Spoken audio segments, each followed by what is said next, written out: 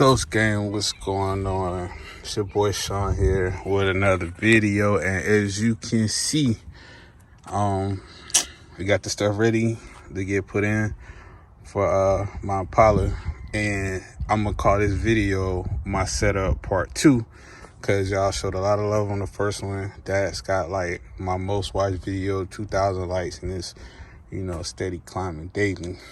But this is gonna be pretty much real simple. I actually did a budget build for this, and I got these Fosgate Primes 10s. I'm doing 2 10s in this box, just to see how it goes. And I got some other speakers in my cart if this doesn't sound the way I want it to.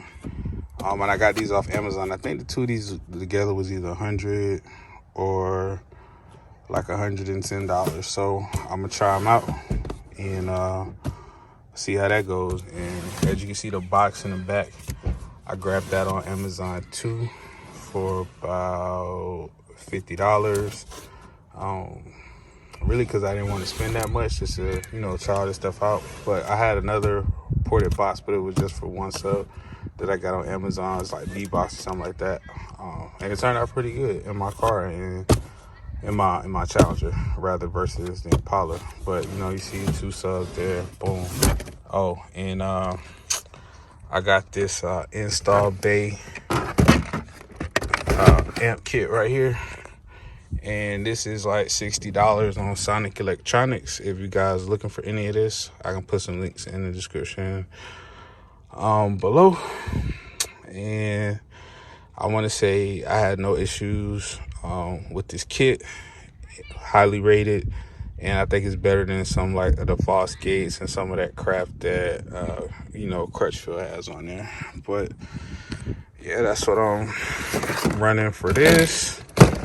And I got the 1,000-watt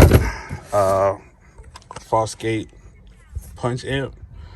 I think this is the most expensive thing with the system. I was like 400. You know, I'm used to Fosgates, been running them for like 20 years. Whenever I had a system, normally I do JBL speakers and a Fosgate amp. But we'll try this setup out and see how it goes. And on the inside, because I didn't do a video, I took some pictures. I basically got the same JBL club speakers, the 6x9s in the back, 6.5s in the door, 6 1/4, one of the two. And I changed out the tweeters and the Onin head unit to run it all. So I'm only really hooking up 1 amp because the head unit has a built-in amp. Yeah, I'm gonna try all of that, you know, to see how this runs in the car. But yeah, this is the stuff that I'm running right here. And once this probably a 2 or 3 part video once I get it all, and it's loud back here because all these kids down the street. But once I get it all put in, I'm gonna let you guys check it out and, you know, run that video up too. But be back in a minute. And it is done, and I gotta tell you, this looks beautiful.